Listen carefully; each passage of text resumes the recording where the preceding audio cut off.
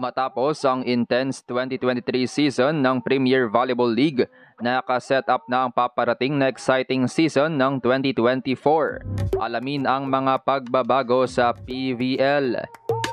PVL may bagong setup. Alamin ang mga opening dates ng tatlong conference. Reinforced at Invitational Conference all-in-one na. Creamline balak ang 5-pit sa All-Filipino. Pero bago yun mga ka-V-Heads, huwag kalimutang mag-subscribe at i-click ang notification bell para updated ka sa aking latest videos. May twist ang tatlong conferences na paparating sa 2024 season ng Premier Volleyball League. Sa likod nga ng naging issue ngayong 2023 patungkol sa schedule ng liga na tatlong conferences na sumabay sa national team duties ng ibang pro players, itutuloy pa rin ng PVL ang kanilang tatlong conference. Matapos ang iba't ibang spekulasyon kung anong conference nga ba ang mauuna this 2024, kung All-Filipino ba o Reinforced, inanunsyo na ng PVL ng first conferences ngayong taon ay All-Filipino Conference. Kaya naman back-to-back ang mangyayari dahil katatapos nga lang ng second All-Filipino ngayong Disyembre ngayong taon, kung saan nagsalpukan ang dalawang Rebisco team sa finale at gumawa ng historic 24,459 crowd attendance. Ang first All-Filipino Conference ng 2024 ay katulad ng 2023 season.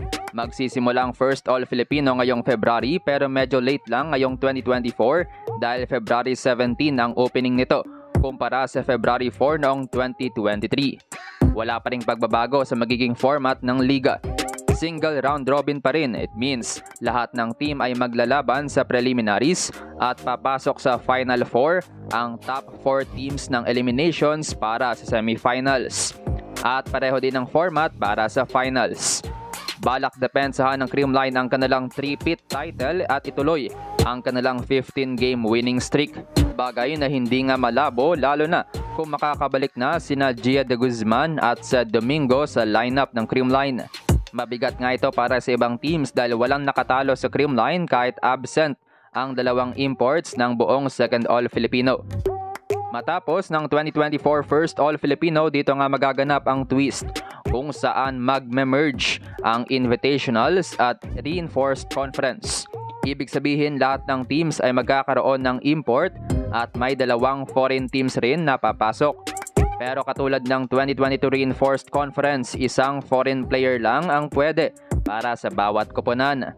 Magsisimulang Reinforced ngayong July 16, kasabay ito ng international tournaments kaya ang mga national team players ay hindi makakapaglaro sa liga. May mga balita rin noon na hindi na required ang lahat ng teams na sumali sa conference na ito bilang pagbibigay daan sa national team schedules.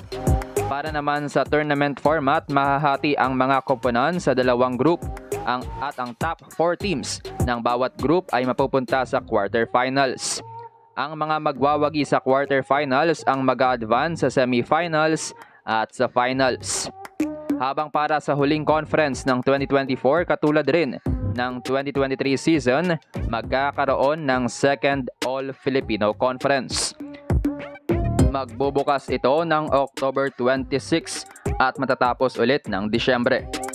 Parehong format ang gagamitin katulad ng first All-Filipino Conference, single round robin and Final 4 format. Para naman sa iba pang update sa PVL, naibalita na nga ang unang rookie draft ng Premier Volleyball League. Lahat nga napapasok na rookies ay madidistribute according sa rankings ng mga koponan. Ayon kay PVL President Ricky Palu, pagsasamahin ang record ng mga koponan noong 2023 Second All-Filipino Conference at 2024 First All-Filipino Conference. Makokontrol nga ng rookie draft yung pagre-recruit ng mga koponan lalo na sa mga blue chips ng UAAP. May implement ang rookie draft ng Premier Volleyball League by June or July 2024 bago magsimulang inaabangang Reinforced 2024.